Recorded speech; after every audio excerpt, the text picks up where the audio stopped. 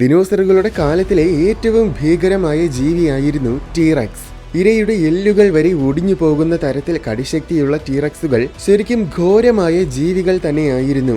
തീർച്ചയായും അന്നത്തെ ജീവികളുടെ എല്ലാം ഒരു പേടി സ്വപ്നമായിരുന്നിരിക്കും ടീറക്സുകൾ. പക്ഷേ ഈ രാജാക്കന്മാർ പോലും ഏറ്റുമുട്ടാൻ മടിക്കുന്ന മറ്റൊരു ഗംഭീരമായ ദിനോസർ ഉണ്ടായിരുന്നു. വെറും പച്ചിലകൾ മാത്രം കഴിക്കുന്ന സസ്യഭുക്കായ ഒരു ദിനോസർ. തലയിൽ വലിയ കൂർത്ത കൊമ്പുകളും കിരീടം പോലത്തെ ആവരണവുമായിരുന്നു ഈ ജീവികളുടെ മുഖമുദ്ര. ഇതൊന്നും അവയ്ക്ക് വെറും അലങ്കാരം മാത്രമായിരുന്നില്ല. ഈ കൊമ്പുകൾ അവയ്ക്ക് ശത്രുക്കളെ കുത്തി മലർത്താനുള്ള ആയുധങ്ങളായിരുന്നു. ഈ കിരീടം വേട്ടക്കാർക്കെതിരായ ഒരു കവചമായിരുന്നു. സസ്യഭുക്കായിരുന്നെങ്കിലും ഇവ വെറും പാവം ജീവികളൊന്നുമായിരുന്നില്ല. ആ കാലഘട്ടത്തിലെ എല്ലാ ശത്രുക്കളെയും നേരിടാൻ മാത്രം ഘോരമായ ജീവികളായിരുന്നു ഇവ. ഇതാണ് ട്രൈസെറാടോപ്സ്.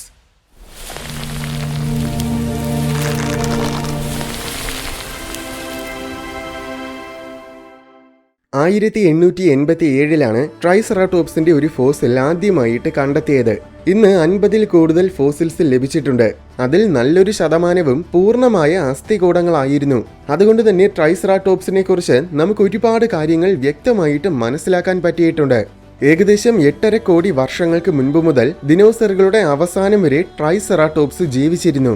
ഇവ സെറാടോപ്സിയ എന്ന ഹെർബിവോറസ് ജീവി വിഭാഗത്തിൽ പെടുന്നവയാണ്. കുറഞ്ഞത് 15 കോടി വർഷങ്ങൾക്ക് മുൻപ് തൊട്ടെങ്കിലും സെറാടോപ്സിയ ഭൂമിയിലുണ്ടായിരുന്നു. ഒരുപാട് തരം സെറാടോപ്സിയകൾ ഉണ്ടെങ്കിലും അതിൽ ഏറ്റവും പ്രശസ്തമായത് ട്രൈസെറാടോപ്സ് ആണ്. ജുറാസിക് പാർക്ക് സിനിമകളാണ് അതിന്റെ കാരണം. സെറാടോപ്സിയകൾ എല്ലാ ഭൂഖണ്ഡങ്ങളിലും ഉണ്ടായിരുന്നെങ്കിലും ട്രൈസെറാടോപ്സിന്റെ ഫോസിൽസ് ആകെ നോർത്ത് അമേരിക്കയിൽ നിന്നും മാത്രമാണ് കിട്ടിയിട്ടുള്ളത്. ഇതിന്റെ ചുണ്ടുകൾ ശരിക്കും പക്ഷികളെ പോലത്തെ ചുണ്ടുകളാണ്. ചെടികളുടെയും ഉയരം കുറഞ്ഞ മരങ്ങളുടെയും വളരെ കട്ടിയുള്ള തണ്ടുകളൊക്കെ കത്രിക കൊണ്ട് മുറിക്കുന്നത് പോലെ കടിച്ചു മുറിക്കാൻ ഈ ചുണ്ടുകൾ ശരിക്കും ഉപയോഗപ്രദമാണ്. അതിനു പുറമെ ഇലകൾ ചവച്ചരയ്ക്കാൻ വായ്ക്കുള്ളിൽ 100 കണക്കിന് പല്ലുകളും ഉണ്ടായിരുന്നു. ഫോസിൽ രേഖകളുടെ അടിസ്ഥാനത്തിൽ ഇതിന് 400 മുതൽ 800ഓളം പല്ലുകൾ വരെ ഉണ്ടായിരുന്നുവെന്നാണ് നിഗമനം. ഈ പല്ലുകളുടെ ഒരു പ്രത്യേകത എന്നത് അവ നശിക്കുന്നതിനനുസരിച്ച് പുതിയ പല്ലുകൾ ഉണ്ടായിക്കൊണ്ടിരിക്കും.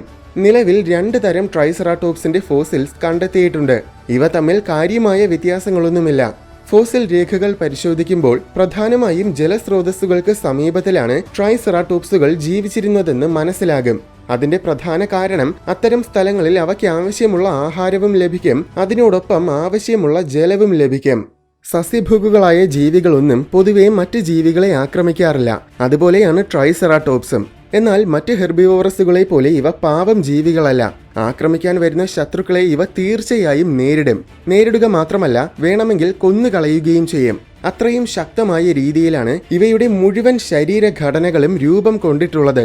ഉയരം കുറവായതിനാൽ സിനിമകളിലൊക്കെ കാണുമ്പോൾ ട്രൈസെറാടോപ്സ് ചെറിയ ജീവികളായിട്ട് തോന്നും. എന്നാൽ ഇവ ശരിക്കും ഭീമാകാരമായ ജീവികളായിരുന്നു.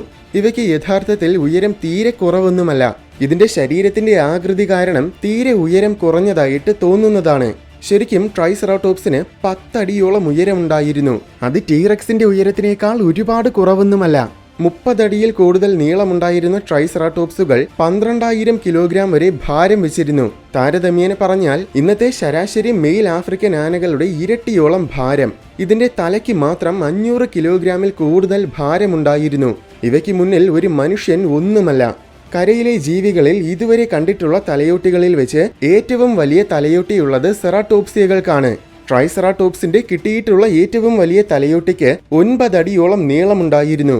അപ്പോൾ ഇതിന്റെ മൊത്തത്തിലുള്ള നീളത്തിൽ ഏകദേശം 30% അതിന്റെ തലയാണ്.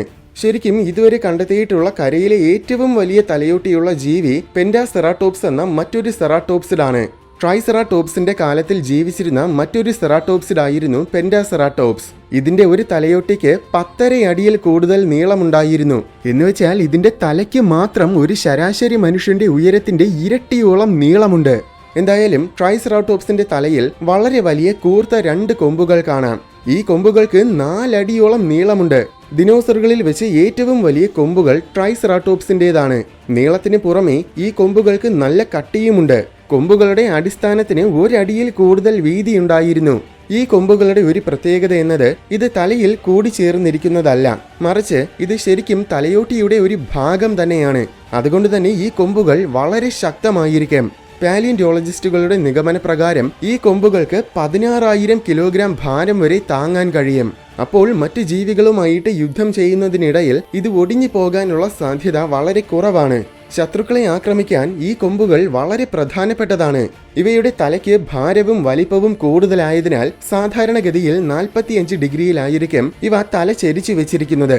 അങ്ങനെ വെക്കുമ്പോൾ കൊമ്പുകൾ മുന്നിലോട്ട് നോക്കി നിൽക്കും. അതുകൊണ്ട് പുല്ല് മേയുന്ന സമയത്തിലും ഇവയ്ക്ക് മുന്നിലൊരു സുരക്ഷിതത്വം കിട്ടും. ഈ വലിയ 2 കൊമ്പുകൾക്ക് പുറമെ ചുണ്ടുകൾക്ക് മുകളിലായിട്ട് മൂന്നാമതൊരു ചെറിയ കൊമ്പ് കൂടെയുണ്ട്. ഇങ്ങനെ 3 കൊമ്പുകൾ ഉള്ളതുകൊണ്ടാണ് ഇതിന് ട്രൈസെറാടോപ്സ് എന്ന് പേര് നൽകിയത്. പക്ഷേ ഈ മൂന്നാമത്തെ കൊമ്പ് യഥാർത്ഥത്തിൽ ശരിക്കുമുള്ള കൊമ്പല്ല. നമ്മുടെ നഖങ്ങളിലൊക്കെയുള്ള കെരാറ്റിൻ എന്ന പദാർത്ഥം കൊണ്ടാണ് ഈ ചെറിയ കൊമ്പ് പോലത്തെ ഘടന നിർമ്മിതമായിരിക്കുന്നത്. ഈ ചെറിയ കൊമ്പ് കൊണ്ട് പ്രത്യേകിച്ച് എന്തെങ്കിലും ഉപയോഗമുള്ളതായിട്ട് ഗവേഷകർക്ക് കണ്ടെത്താൻ സാധിച്ചിട്ടില്ല. ട്രൈസെറാടോപ്സിന്റെ തൊലിക്ക് മീതെ വളരെ കട്ടി കൂടിയ ആവരണമുണ്ടായിരുന്നു. അതിന് 4 ഇഞ്ചോളം, അതായത് 10 സെന്റിമീറ്ററിൽ കൂടുതൽ കട്ടിയുണ്ട്. ഈ ആവരണത്തിന് മുകളിൽ മുള്ളുകൾ പോലത്തെ ഘടനകളുമുണ്ട്. ഇത്രയും കട്ടി കൂടിയ തൊലി കാരണം മറ്റ് ജീവികൾക്ക് ഇവയെ എളുപ്പത്തിൽ കടിക്കാൻ കഴിയില്ല. ഈ സവിശേഷതകളെല്ലാം ഇതിനെ ശത്രുക്കളിൽ നിന്നും നല്ല രീതിയിൽ സംരക്ഷണം കൊടുത്തിട്ടുണ്ടാകും. ട്രൈസെറാടോപ്സിന്റെ ഏറ്റവും വലിയ പ്രത്യേകത എന്നത് അതിന്റെ കഴുത്താണ്. ഈ കഴുത്ത് ബോൾ സോക്കറ്റ് ജോയിന്റ് കൊണ്ടാണ് ബന്ധിച്ചിരിക്കുന്നത്. താരതമ്യേന പറഞ്ഞാൽ നമ്മുടെ കഴുത്തിലുള്ളത് പിവറ്റൽ ജോയിന്റ് ആണ്. ആവശ്യത്തിനുള്ള രീതിയിൽ ഇത് നമ്മെ തിരിയാൻ അനുവദിക്കുമെങ്കിലും അതിന് ബോൾ സോക്കറ്റ് ജോയിന്റിന്റെ അത്രത്തോളം സ്വാതന്ത്ര്യമില്ല. നമ്മുടെ ശരീരത്തിൽ ഷോൾഡേഴ്സിലും ഇടുപ്പിലുമാണ് ബോൾ സോക്കറ്റ് ജോയിന്റ് ഉള്ളത്. അതുകൊണ്ടാണ് നമുക്ക് കൈകളൊക്കെ പൂർണ്ണമായും സർക്കുലർ ആകൃതിയിൽ ചലിപ്പിക്കാൻ കഴിയുന്നത്. അതുപോലത്തെ ബോൾ സോക്കറ്റ് ജോയിന്റ് ആണ് ട്രൈസെറാടോപ്സിന്റെ കഴുത്തിലും ഉള്ളത്. അതുകൊണ്ട് ഏത് വശത്തിലോട്ടും ട്രൈസെറാടോപ്സിന് കഴുത്ത് തിരിക്കാനാകും, അതും ക്ഷിപ്ര നേരം കൊണ്ട്. അപ്പോൾ ഇതിന്റെ കൊമ്പുകളിൽ നിന്നും ശത്രുക്കൾക്ക് എളുപ്പത്തിൽ രക്ഷപ്പെടാൻ കഴിയില്ല. ഫോസിൽ ഘടന വെച്ച് നോക്കുമ്പോൾ ഇതിന്റെ കഴുത്തിൽ വളരെ കട്ടി കൂടിയ പേശികളും ഉണ്ടായിരുന്നിരിക്കും. അതുകൊണ്ട് ഇതിന് ശത്രുക്കളെ വളരെ ശക്തിയോടെ ചെന്നിടിക്കാൻ കഴിയും. ഇതിന്റെ ഇടി എന്നത് വലിയ പാണ്ടി ലോറി വന്നിടിക്കുന്നത് പോലെ ശക്തമായിരിക്കും. നമ്മളെ എങ്ങാനും ഇത് വന്നിടിച്ചാൽ അപ്പോൾ തന്നെ നമ്മൾ ചമ്മന്തിയായി പോകും. ഇതിന്റെ ശരീരപ്രകൃതം കാരണം അധികം ഉയരമുള്ള ചെടികളിൽ നിന്നും ഇവയ്ക്ക് ഭക്ഷിക്കാൻ കഴിഞ്ഞിട്ടുണ്ടായിരിക്കില്ല. വേണമെങ്കിൽ വലിയ മരങ്ങളെ ഇടിച്ചു മറിച്ചിട്ട ശേഷം അതിൽ നിന്നും ആഹാരം കണ്ടെത്താം. കഴുത്തിന്റെ മറ്റൊരു വലിയ പ്രത്യേകത എന്നത് അതിനു ചുറ്റുമുള്ള പ്ലേറ്റ് പോലത്തെ വലിയ ഫ്രില്ലാണ്. ഇതവയ്ക്ക് വെറും ഒരു ആഡംബരമല്ല, ഇതാണ് അവയുടെ ഏറ്റവും പ്രധാനപ്പെട്ട പ്രതിരോധം. ഈ ഫ്രില്ല് ശരിക്കും വലിയൊരു എല്ലാണ്. മനുഷ്യന്റെ തലയോട്ടിയുടെ 6 മടങ്ങ് കട്ടിയുള്ള വളരെ ശക്തമായ എല്ലുകൊണ്ടാണ് ഇത് നിർമ്മിതമായിരിക്കുന്നത്. ഏറ്റവും കടിശക്തിയുള്ള ഡൈനോസറായ ടീറക്സിന്റെ പല്ലുകൾക്ക് പോലും ഈ അതിശക്തമായ ഫ്രില്ലുകളെ തകർക്കാനാകില്ല. അതിനാൽ തന്നെ ഇതവയ്ക്ക് വളരെ വലിയൊരു ഷീൽഡ് ആയിരുന്നിരിക്കും. ഷീൽഡ് എന്നതിന് പുറമെ ഫ്രില്ലിന് വേറെയും പല ഉപയോഗങ്ങളും ഉണ്ടായിരുന്നുവെന്നാണ് കരുതുന്നത്. പ്രധാനമായും ഇണകളെ ആകർഷിക്കാൻ ഈ ഫ്രില്ലുകൾ ഉപയോഗിച്ചിരുന്നിരിക്കാം. അങ്ങനെയെങ്കിൽ ഫ്രില്ല് പല നിറങ്ങളാൽ മനോഹരവുമായിരുന്നിരിക്കാം. ചിലപ്പോൾ ഫ്രില്ല് നിറയെ തൂവലുകളും ഉണ്ടായിരുന്നിരിക്കാൻ സാധ്യതയുണ്ടെന്നാണ് ചില ഗവേഷകർ പറയുന്നത്. ഒരുപക്ഷെ തലയുടെ താപനില നിയന്ത്രിക്കാൻ വേണ്ടിയും ഈ ഫ്രില്ല് ഉപയോഗപ്പെട്ടിരുന്നിരിക്കാം. അതായത് ആനകളുടെ വലിയ ചെവികൾ പോലെ. ട്രൈസെറാടോപ്സിന്റെ കട്ടിയുള്ള തൊലിയുടെ ആവരണവും കഴുത്തിനു ചുറ്റുമുള്ള ശക്തമായ ഫ്രില്ലും മുന്നിലെ കൂർത്ത വലിയ കൊമ്പുകളുമൊക്കെ കാരണം ഇവയെ ആക്രമിക്കുക എന്നത് അത്ര പ്രായോഗികമല്ല. ഇതിനെ മറിച്ചിടുകയാണെങ്കിൽ സോഫ്റ്റായ വയറ്റിൽ ആക്രമിച്ച് കൊല്ലാനാകും. പക്ഷേ പ്രശ്നം എന്താണെന്നാൽ ഇതിന്റെ കാലുകൾ തമ്മിലുള്ള അകലം വളരെ കൂടുതലാണ്. അതിനോടൊപ്പം പൊക്കവും കൂടെ കുറവായതിനാൽ ഇവയെ എളുപ്പത്തിൽ മറിച്ചിടാനാകില്ല. അപ്പോൾ ഇവയെ പിടിക്കുക എന്നത് മറ്റ് ജീവികൾക്ക് ഒരു രീതിയിലും അത്ര എളുപ്പമായിരുന്നില്ല എന്നല്ല, ശരിക്കും അന്നത്തെ ഒട്ടുമിക്ക പ്രെഡറ്റേഴ്സിനും അത് ഏകദേശം അസാധ്യമായിരുന്നു. പക്ഷേ സാധാരണ പ്രെഡറ്റേഴ്സ് ഒന്നും ഇതിനെ അധികം ഒറ്റയ്ക്ക് വേട്ടയാടാൻ ശ്രമിച്ചിട്ടുണ്ടായിരിക്കില്ലെന്നാണ് കൂടുതൽ ഗവേഷകരും കരുതുന്നത്. കാരണം ഇതിനെ വേട്ടയാടി പിടിക്കുക എന്നത് അങ്ങേയറ്റം പ്രയാസകരമാണെന്നും അതിനു പുറമെ അത് വളരെ വലിയ അപകടമാണെന്നും സ്വാഭാവികമായും പ്രെഡറ്റേഴ്സിനൊക്കെ അറിയാമായിരുന്നിരിക്കും. ശരിക്കും ട്രൈസെറാടോപ്സിനോട് ഒറ്റയ്ക്ക് പോരിന് പോയാൽ അതിനെ വീഴ്ത്താനുള്ള സാധ്യത തീരെ കുറവാണ്. ടീറക്സ് പോലെയുള്ള അപൂർവം ചില ദിനോസറുകൾ മാത്രമായിരിക്കും ഇതിനെ ഒറ്റയ്ക്ക് വേട്ടയാടിയിരുന്നത്.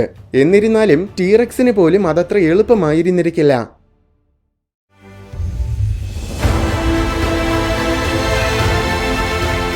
വീഡിയോ ഇഷ്ടമായെങ്കിൽ ലൈക്ക് ചെയ്യണമെന്നും ഇതുപോലെ കൗതുകവും വിജ്ഞാനവും നിറഞ്ഞ കൂടുതൽ വീഡിയോസ് കാണാനായിട്ട് ഈ ചാനൽ മറക്കാതെ സബ്സ്ക്രൈബ് ചെയ്യണമെന്നും ഓർമ്മിപ്പിക്കുന്നു.